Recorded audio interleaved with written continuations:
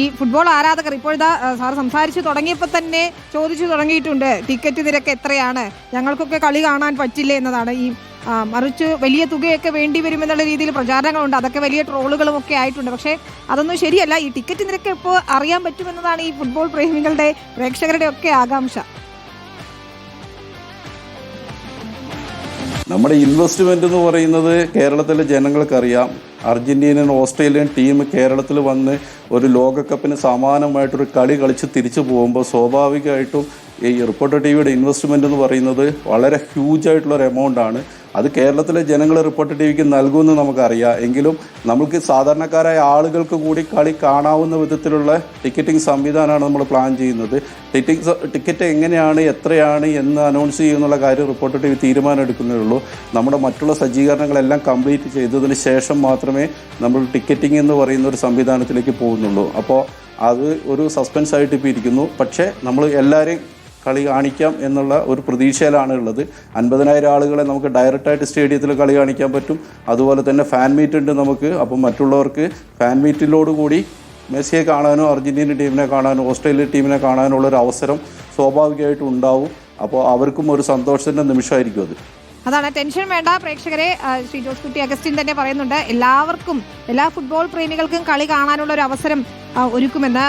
ശ്രീ ജോസ് കുട്ടി അഗസ്റ്റിൻ, നമ്മളിതിൻ്റെ വീഡിയോയൊക്കെ സംപ്രേഷണം ചെയ്യുമ്പോൾ പലരും പല സംശയങ്ങളും ഉയർത്തുന്നുണ്ട്. നമ്മൾ ഈ AR കൺസെപ്റ്റ് വീഡിയോ ഒക്കെ, പ്രൊജക്ട് വീഡിയോ ഒക്കെ പുറത്തിറക്കുമ്പോൾ അതിൽ VVIP പവലിയൻ അതൊക്കെ ഒരു വ്യത്യസ്ത ഡിസൈൻ ആയിട്ടാണ് തോന്നുന്നത്. ഒരുപക്ഷെ നമ്മൾ അന്താരാഷ്ട്ര മത്സരങ്ങളിൽ പോലും കാണാത്ത തരത്തിലുള്ള ഒരുക്കങ്ങളാണ് കാണുന്നത്. ഇംഗ്ലീഷ് പ്രീമിയർ ലീഗിലെ അതല്ലെങ്കിൽ വേൾഡ് കപ്പിലെയൊക്കെ ഗാലറികൾക്ക് സമാനമായ ഗാലറികൾ കൂടിയാണ് ഒരുങ്ങുന്നത്. തീർച്ചയായിട്ടും നമുക്ക് VVIPകളെ പരിഗണിച്ചല്ലേ പറ്റുള്ളൂ. VVIPകളും നമ്മുടെ ഭാഗമാണല്ലോ. അപ്പോൾ VVIPകളായിട്ടുള്ള ആളുകളെയും നമുക്ക് പരിഗണിച്ചേ പറ്റുള്ളൂ. നമ്മൾ വലിയ VVIP പവലിയൻ ഒരുക്കുന്നുണ്ട്.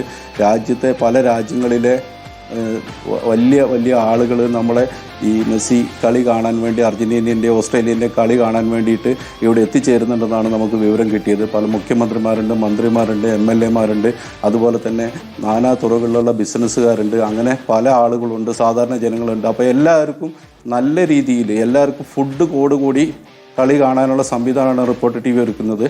അപ്പോൾ റിപ്പോർട്ടർ ടി വിയിൽ അവിടെ നമ്മളൊരു 5 മണിക്കൂറോളം നീണ്ടു നിൽക്കുന്ന വലിയൊരു പ്രോഗ്രാമാണ്. AR റഹ്മാൻ ഷോ ഉൾപ്പെടെയുള്ള വലിയൊരു പ്രോഗ്രാമാണ് നമ്മളവിടെ സെറ്റ് ചെയ്യാൻ വേണ്ടി പ്ലാൻ ചെയ്തുകൊണ്ടിരിക്കുന്നത്. അപ്പോൾ എല്ലാവർക്കും ഭക്ഷണ സംവിധാനങ്ങളടക്കം നമ്മളവിടെ സെറ്റ് ചെയ്യാനാണ് പ്ലാൻ ചെയ്തുകൊണ്ടിരിക്കുന്നത്.